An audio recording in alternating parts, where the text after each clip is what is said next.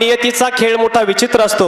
ज्या सूर्याने आपल्याला विकासाची पहाड दाखवली तोच तेजस्वी सूर्य अवेळी मावळला आणि आज संपूर्ण महाराष्ट्र तुमच्या माझ्याप्रमाणे पूर्णपणे पोरका झाला.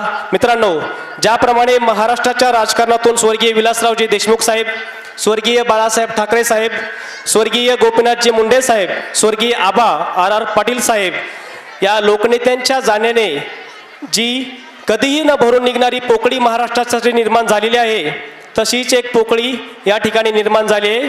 तसंच आणखीन एक लोकनेता आपल्यामधून, आपले आधारवड आपल्यात नाही आहेत. शरीर थकलं असेल, श्वास थांबला असेल, पण दादांचे विचार आणि तेरी केलेला विकास हा महाराष्ट्राच्या कानाकोपऱ्यात सदैव जिवंत राहील. एक तेजस्वी सूर्य मावळला असला तरी त्याची ऊब आजही प्रत्येक कार्यकर्त्यांच्या मनात आहे.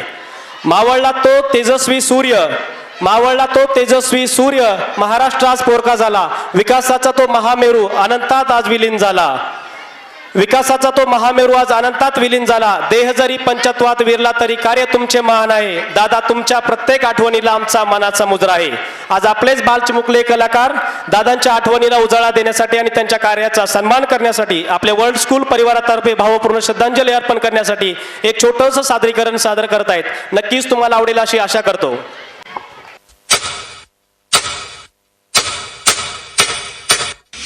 मला जे योग्य वाटतं ते मी पेराव करत असतो, कपडे घालत असतो. पण आज तर तुमच्या लोकांनी मला पैठणीचं जॅकेटच घातलंय. बायको म्हणून लग्नात नाही घातलं ना, आता कसं घातलं रे उतारवयात. दादा, आम्ही सर्व इथे आले, तुम्हाला कसं वाटतंय? चांगलं वाटतंय.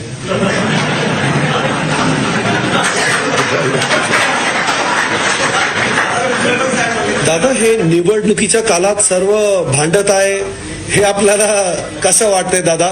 ते चांगलं नाही वाटत. 25 वर्ष तुम्ही सगळ्यांनी मला साथ दिली. तू नको साथ दे, तू ग बस. अरे आगे बढ़ो, तुम मेरे पीछे आओ, पीछे आओ और मेरी घड़ी दबाओ, दबाओ.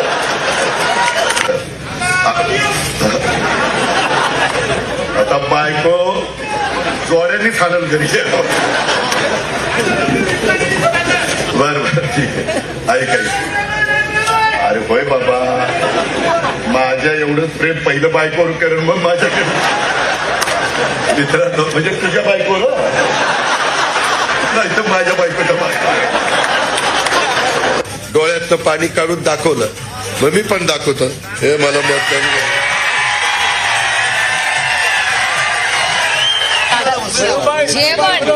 आणि हा पवार साहेब, अरे थांब रे बाबा, दादा पादा थांब. त्याच्यामध्ये अगबत नाही, आता मी विचारतो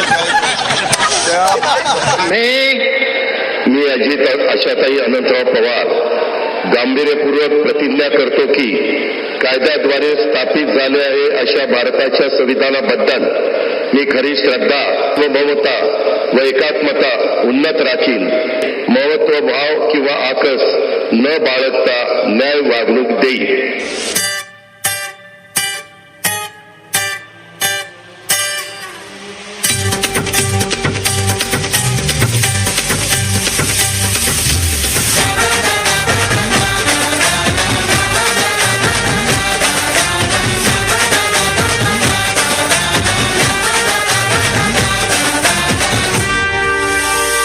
हाय अंगावर खादी संघ कामाची यादी, हाय अंगावर खादी संघ कामाची यादी, अशी दमदार एंट्री आमच्या दादाची.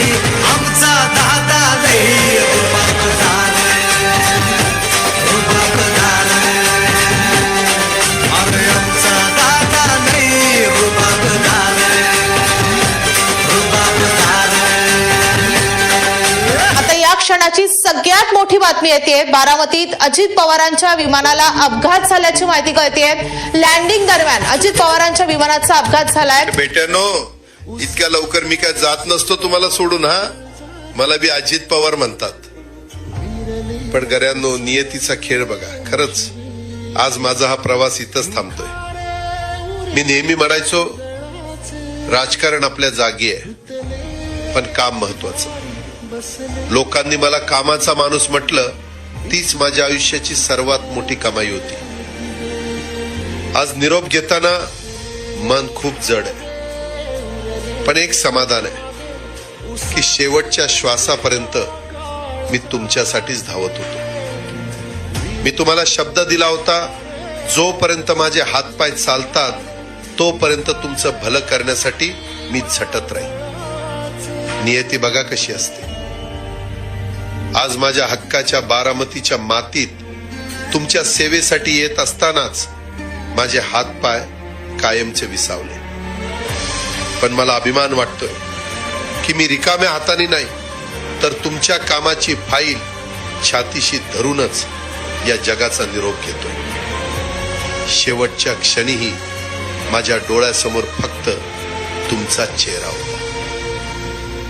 माझा स्वभाव थोडा रोखठोक होता. कधी कुणावर ओरडलो असेल, कुणाचं मन दुखावलं असेल, पण माझ्या त्या रागामागे फक्त एकच तरफड होती की माझ्या सामान्य माणसाचं काम झालं पाहिजे. सत्तेसाठी नाही तर तुमच्या हक्कासाठी मी नेहमीच दादा म्हणून उभा राहिलो. आता मी निरोप घेतोय, पण महाराष्ट्र थांबता कामा नये. माझी जबाबदारी आता मी तुमच्यावर सोपवतोय. राजकारण करा, पण विकासाची गती थांबू देऊ नका. जाता जाता माझ्या शैलीत डोळे पुसून शेवटचं सांगतो, आता रडत बसू नका. क्या कभी अंबर से सूर्य बिछड़ता है, क्या कभी बिन बाती दीपक जलता है.